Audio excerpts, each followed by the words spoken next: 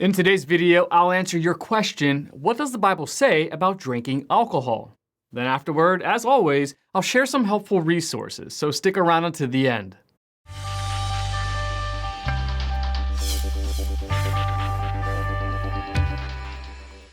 Scripture has much to say regarding the drinking of alcohol. Included are multiple warnings against the misuse of alcohol, but Scripture does not necessarily forbid a Christian from drinking beer, wine, or any other drink containing alcohol. In fact, some passages of Scripture discuss alcohol in positive terms.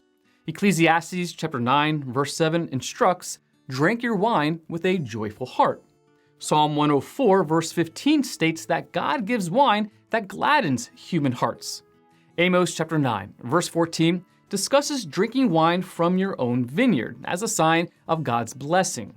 Isaiah chapter 55, verse 1 encourages, "Come, buy wine and milk without money and without cost."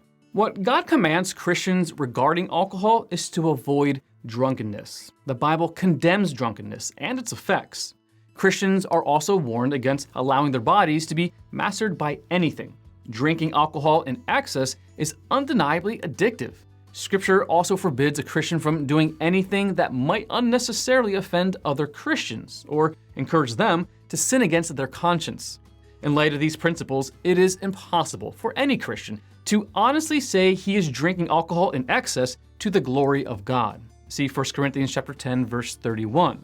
Jesus changed water into wine. It even seems that Jesus drank wine on occasion. In New Testament times, the water was not very clean. Without modern sanitation, the water was often filled with bacteria, viruses, and all kinds of contaminants. The same is true in many developing countries today. As a result, people often drink wine because it was far less likely to be contaminated.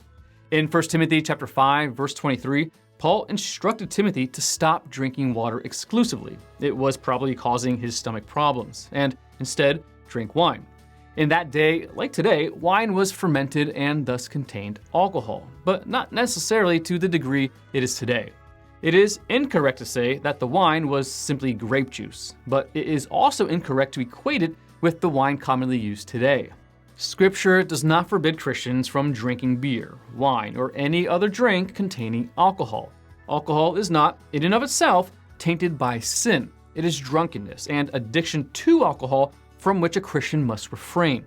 Alcohol consumed in reasonable quantities is neither harmful nor addictive for most people, the exception being those who struggle with addiction. Some doctors advocate drinking small amounts of red wine for its health benefits, especially for the heart. Drunkenness and addiction are sin, but consumption of alcohol is a matter of Christian freedom. So, believers should give careful thought to their use of alcohol, considering how it affects them and their walk with God, how it impacts others, and what it means for their witness for Christ. In all things, we should seek God's wisdom in prayer and follow His leading. Want to learn more? Subscribe so you don't miss the next video. Visit GotQuestions.org for more great content and check out the details section below this video. There you'll find one book I recommend along with several links related to questions. If you'd like to learn about Bible Munch or if you're interested in bite-sized devotionals, subscribe to Bible Munch on YouTube. It's linked right here. Now remember, got questions? The Bible has answers. We'll help you find them.